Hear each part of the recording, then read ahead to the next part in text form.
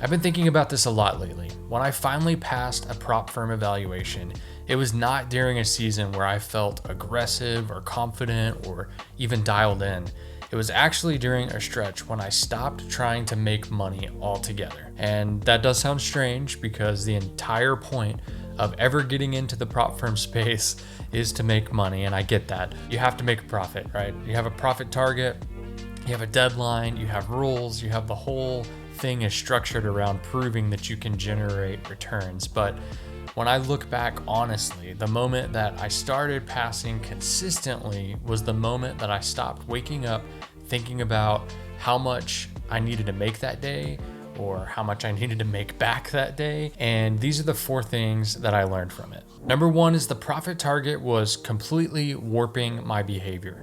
In the beginning, really every decision I made was tied to my profit target. And if I needed $3,000 to pass, that number lived in my head constantly. Every single trade was measured against how far I really was from that goal. If I had a green day, I would start calculating how many more days that I needed to make that amount of money. If I had a red day, I would immediately feel pressure to recover. And what I didn't realize at the time was that the profit target was quietly changing my trading behavior. And I would take trades that were technically valid, but not really necessary, if you know what I mean. And I would size way too large on setups that looked super clean because I wanted to accelerate the process. And if I was down on the day, I would feel complete urgency to not follow a strategy and just go all in. And it was because my emotional relationship to the account had changed. The moment that I stopped focusing on the total profit needed and instead I focused on executing just one clean trade at a time, something shifted. And the irony is that the profit target became easier to hit once I stopped trying to hit it, because now my decisions were based on process and not distance to a number. Number 2, I stopped trading the account balance. For a long time, I was trading the P&L and not the market. If I was up $500, I would trade differently than if I was down $500. And if I was close to my daily loss limit, my thinking would tighten up. If I was close to my trailing drawdown, I would either get overly cautious or overly reactive.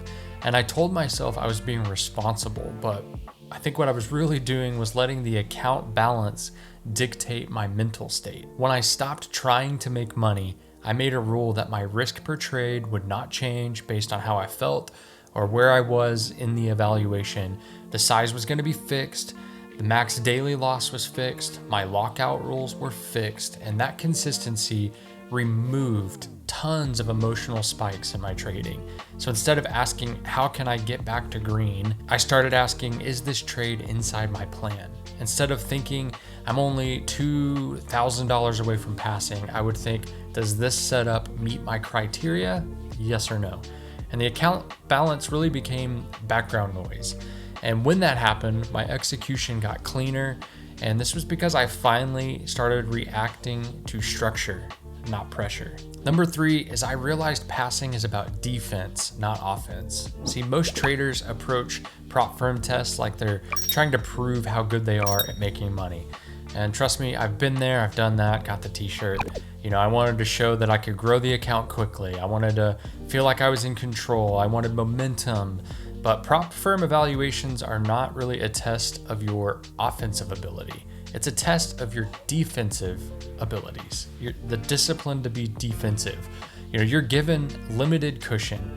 And on a $50,000 account, remember, you're not really trading $50,000 in risk. You might have $2,000 or $2,500 depending on your firm, but that's all the room you get before you violate that account and lose it. That's your real capital. So when I really internalized that, my mindset changed completely. I stopped asking, how can I hit this target faster? And I started asking, how can I make sure I'm still here in 20 trading days? And that question reshaped everything for me. I began to structure my days around preserving the account, and I would cap my risk. I would lock myself out after hitting certain profit thresholds. I accepted that some days would be small and uneventful, and I gave myself enough runway so that A single mistake would not end my evaluation. Once I approached my account like a risk manager instead of a money maker, the path to passing became steady instead of chaotic. Number 4, I stopped seeing the evaluation as a payday. See, when I was trying to make money, every evaluation felt like a ticket to something. If I pass, I get funded. If I get funded, well, I can finally prove that this works. And if I get a payout, I can justify all the time that I've put into this. And I think that kind of thinking loads every trade with the wrong meaning. See, when trades carry too much meaning, too much weight, you start forcing outcomes. And what finally changed for me was this. I stopped treating the evaluation as a financial milestone, and I started treating it as a behavioral audit. The question was no longer, can I make the required profit? But it became, can I operate like a professional for 30 straight days? Can I respect my limits even when I feel super confident? Can I stop trading when I'm super frustrated? Can I follow the plan even if the day is super slow? And when I viewed the evaluation as a test of who I am under pressure, not a test of how much I can earn, my trading became way more stable. Money became the byproduct of consistent behavior, not the objective of emotional effort. That subtle shift changed how I sized, how I thought about risk, how I structured my day, and how I even defined success. See, the profit target did not disappear, it just stopped being the thing that drove my decisions. And the longer I trade, the more I realize that this is the real dividing line between hobby traders and professionals. See, hobby traders are focused on outcomes only. They think in terms of the next green day, the next payout, the next win, and professionals think in terms of structure, stability, and whether their behavior today will still make sense 6 months from now. If you want to keep growing as a trader and actually turn this into a profitable business instead of something you dabble in when it feels good, then you should check out this next video right here.